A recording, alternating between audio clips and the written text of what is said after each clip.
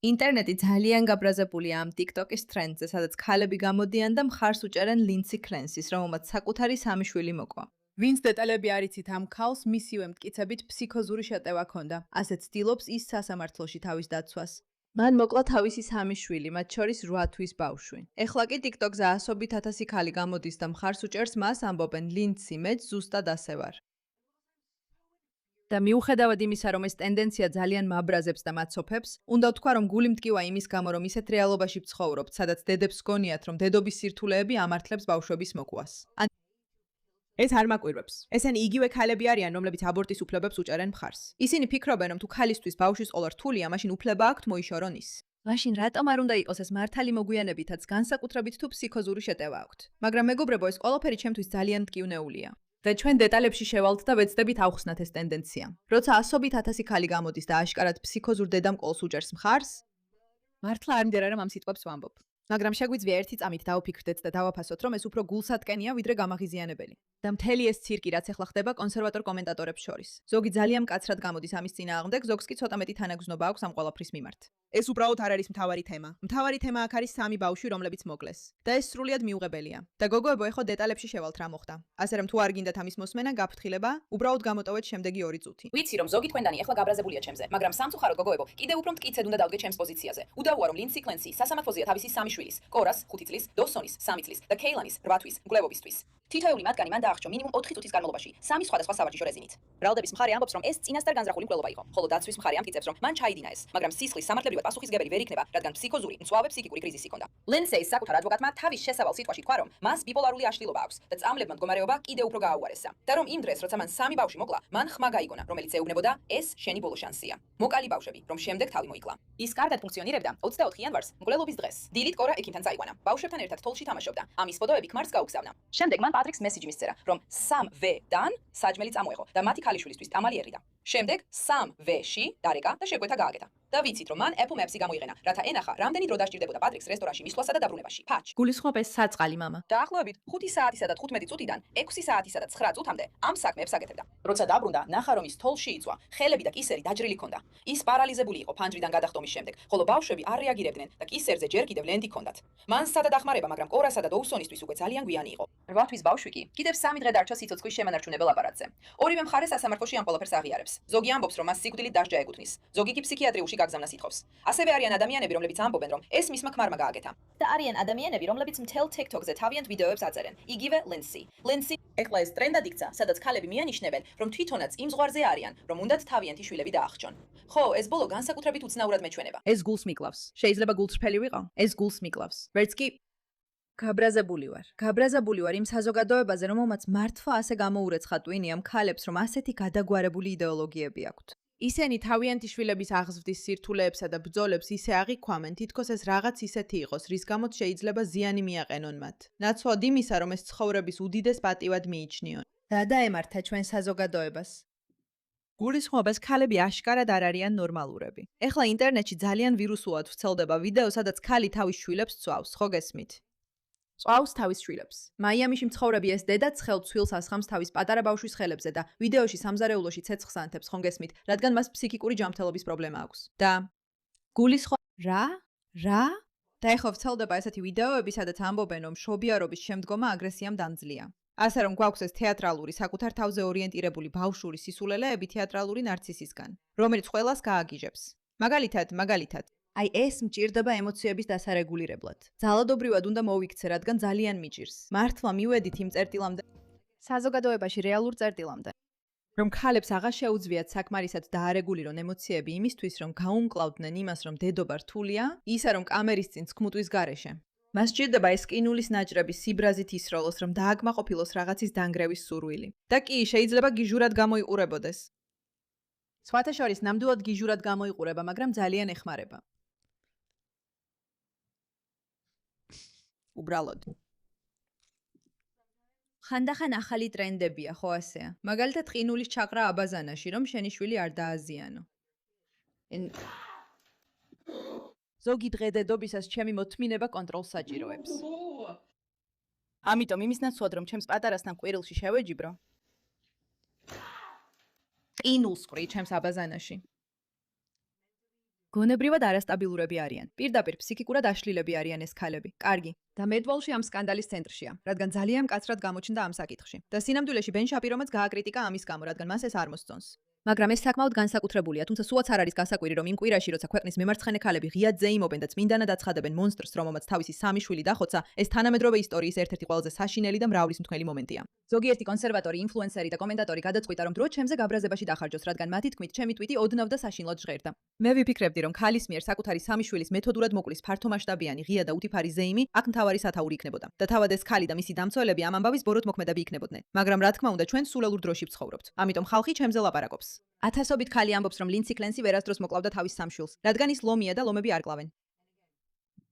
და კიდევ ერთხელ იმის გარდა, რომ იგივე ლინსის ამბავი მართლაც გულიამაჩუყებელია, ვგულისხმობ ეს ლიბერალი ქალები უბრალოდ აჩვენებენ, რამდენად სულელები არიან და თანაც უკიდურესად. მოусმინეთ ამას. კარგი, ნახეთ ეს. ეს მართლა სიგიჟეა. ლინსი კლენსის დაბადების ასტროლოგიური რუკა. ეს მართლა სიგიჟეა. დაბადების დრო არ მოქვს. ასე რომ შეგიძლიათ უგულებელყოთ ასცენდენტი, დესცენდენტი, IC, MC, vertex-ი. სახლები არ არის. ეს ყველაფერი არ გვაქვს. ასე რომ ყველა ასპექტი აუცილებლად მართალი არ არის, რადგან ეს ყველაფერი იმ წერტილებზე დამოკიდებული, რომლებიც ნამდვილად არ ვიცით. მე უბრალოდ ახალი ასპექტები შევქმენი, მაგრამ პილოვერი უნდა ვაჩვენოთ. კარგი, ასე რომ თუ აქ რამეა, მას აქვს დედამიწის კვანძი მერწყულში, სამხრეთ კვანძი ლომში. ეხლა ის თავის ნატალურ დაბრუნებაშია. დიდი ხანია გასული, მაგრამ უნდა შემოვიდე აქ და ვთქვა, რომ ვადევნებ თვალს ლინსი კლენსის სასამართლო პროცესს, განსაკუთრებით როგორც ორი შვილის დედა, რომელსაც ბევრი მშოშობიარობის შემდგომი ფსიქიკური პრობლემები ჰქონდა. და იცით, უბრალოდ ვადევნებ თვალს მათ ყველა დაბადების რუკას, დაბადების დღეებს და ზოდიაქოს ნიშნებს. მან გააკეთა ეს.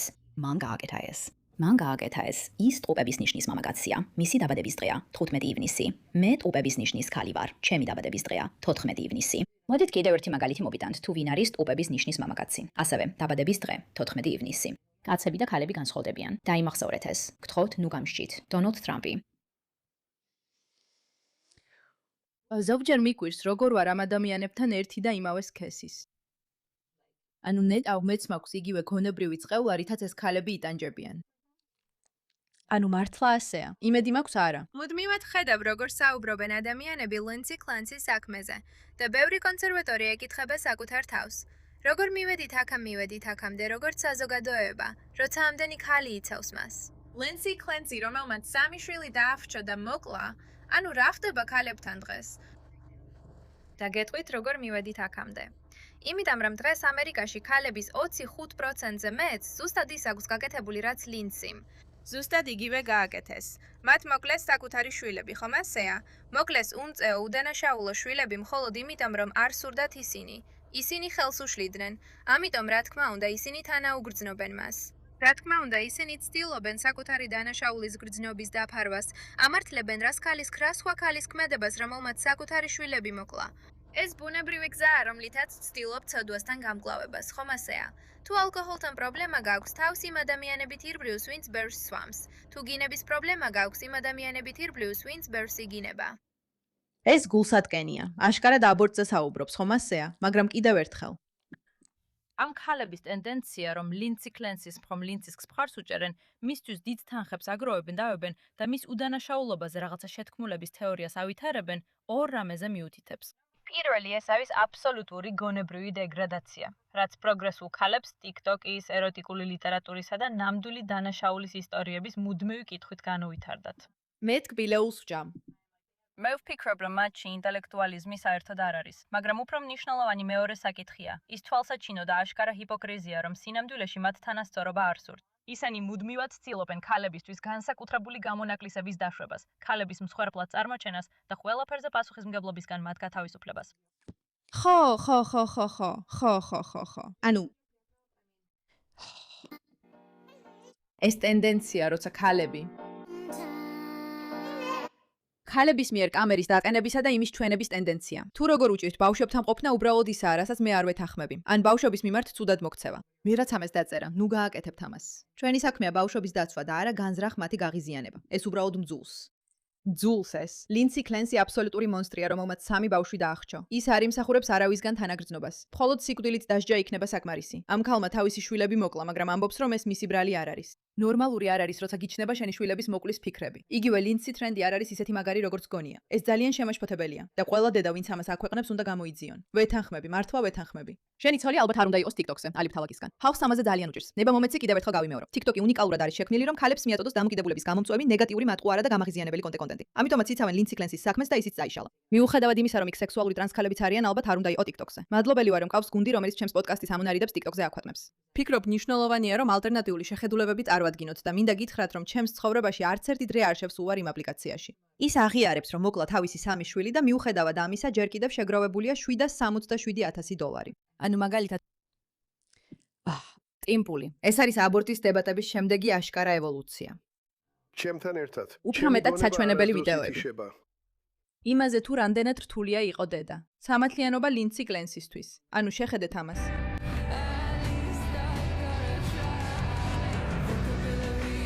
ეს აშკარად ხელოვნური ინტელექტითაა გაკეთებული, ხო? და რა თქმა უნდა, არ არის გასაკვირი, რომ მას Code Pink უჭერს მხარს. ეს საშინელი ორგანიზაცია, რომელსაც პირდაპირ ტერორისტული ჯგუფები აფინანსებენ, მაგრამ მის გარშემო მყოფი ქალები მას მხარს უჭერენ, რადგან ესმით მისი მშობიარობის შემდგომი მდგომარეობა. უბრალოდ იგივე ვგრძნობ ლინცი მეც. უბრალოდ ვერ უძლებ ამას. მართლა ვერ უძლებ. გლებ. ეს რეალურად ტრენდულია. იგივე ვგრძნობ ლინცი მეც. ხო, ვცდილობ ბავშვებზე ვიზრუნო. ყოველდღე ვიხჩობი. მწვენია რომ ოჯახის ფულს ვხარჯავ და არაფერს შოულობ. მგონია რომ ზედმეტად ბერს ვხარჯავ. ეს მან დაწერა, ხო? ერირე. დავიღალე, მეშინია კალის ავად გახტომის. ის ავად მყოფი ბავშვია. ავად მყოფი ბავშვი. გონია ამ ქალებს ესმით, რას აღიარებენ. რომ ეს საქმე, რომელსაც ცხოვრებას უძღვნიან, უბრალოდ აღიარებენ, რომ ხანდახან მართლა უნდათ მისი მოკვა. იციან საერთოდ რა შედეგები შეიძლება ამას მოხვდეს. ეხლა ავადა, ორივე ყურში ანთება აქვს და ლამაზია საყვარელო. ეს ლამაზი ბავშვია, სიტყვა სიტყვით. ეს არის შენი ცხოვრების საუკეთესო მომენტები, როცა დედა ხარ და შეგიძლია გაზარდო ეს მშვენიერი პატარა ანგელოზები, რომლებიც ჩვენ მოგცეს. და შენ ამაზე ჩივი ხარ, რა გჭირს? ბავშვის ტირილის იგნორირება და არ რეაგირება ძალადობაა, მაგრამ მე მივიღე ეს გადაწყვეტილება. ასე მოვიკეცი კალთანაც. ეს მშვენიერი ბავშვია. არ შემიძლია. ინტერნეტი დღეს ჩემთვის ცოტა მეტის მეტია. ვადლობთ ყველას ყურადღებისთვის ამ საკითხზე, ბატა.